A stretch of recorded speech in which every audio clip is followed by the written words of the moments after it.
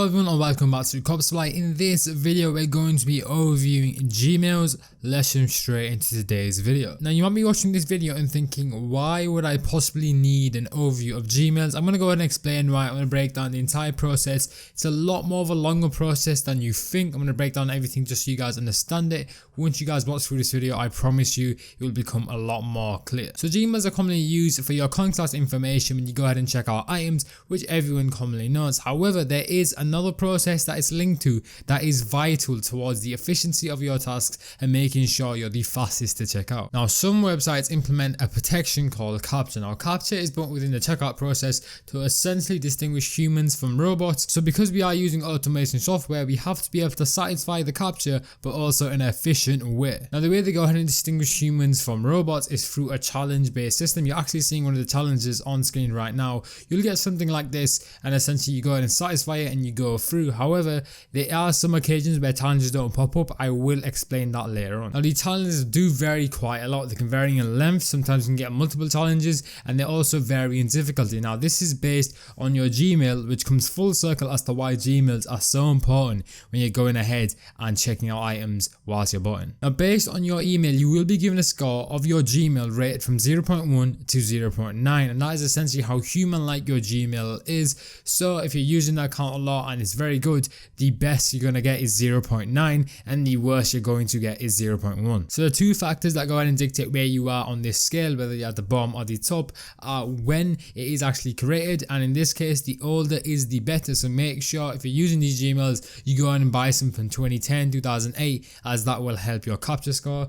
And the next thing is the activity on the account and also the range of activity. So when I say a range of activity, that can be watching YouTube, shopping, answering emails, a bunch of stuff. Like if you have a normal Gmail that you use your everyday life on, you will notice that you will have a decent score if you use that Gmail quite a lot. However, all the other Gmails that you use for botting may have a lower score. That's when we go ahead and introduce toolboxes that go ahead and automate a range of activity on your account so it will look more human-like to Google. So when you go through all the checkout processes, you can go ahead and get one click and go through the entire process very quickly. So just to preface what one click is before I go on with the rest of the video, if you go ahead and go to the CAPTCHA challenge, as you guys can see, I'm not getting a challenge. I only clicked once and it's letting me go past it, making me more efficient in the checkout process, which means my checkouts are going to be faster. Now that you know how Gmails work, let's head to my browser and I can show you where you guys can get some amazing Gmails to go ahead and improve your botting game. So as you guys can see, we are on the CAPTCHA website. This will be the top link in the description. Very simply click on the site, it will take you to this page. You have a wide range of suppliers here.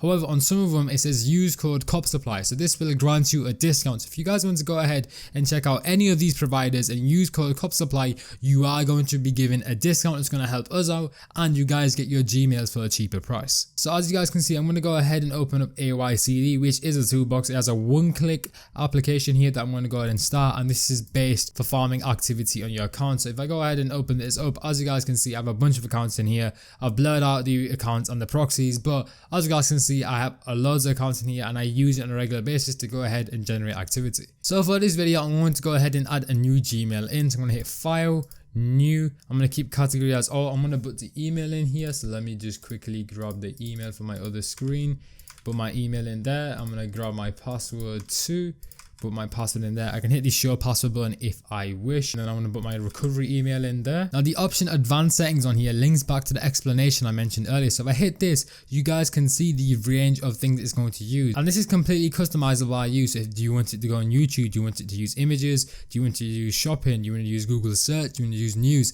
And this is essentially a range of activity that is going to contribute towards the activity that AYCD generates on your email. So I'm going to leave all these activated. If you want to deactivate something, you simply do this. I'm going to hit the save button. I'm going to scroll down a little here, and as you guys can see, the account has been created at the bottom. So essentially when I go ahead and hit this button, it's going to go ahead and create a browser, verify my account, it's going to log in, it's going to run a Google search, and then it's going to go through a range of activity on my account to go ahead and increase its score. If at any point I want to go ahead and test the reCAPTCHA, I can hit this, and it says reCAPTCHA testing should not be performed more than once every 24 hours. I hit this yes button. Now I have a few options here. Now I have reCAPTCHA v3 and and now VCAPTCHA V2. I'm going to hit V3 score, and essentially this will give me the score in accordance to the scale I talked about at the beginning of the video, obviously 0.1 to 0.9. So let's go ahead and run this. I'm going to run, give it a moment to go through the entire process, and it's returned a score of 0.7, which is great, but I'd prefer it to be higher just so I can go ahead and aim for maximum efficiency. So that is going to conclude the overview of Gmails at CAPTCHA.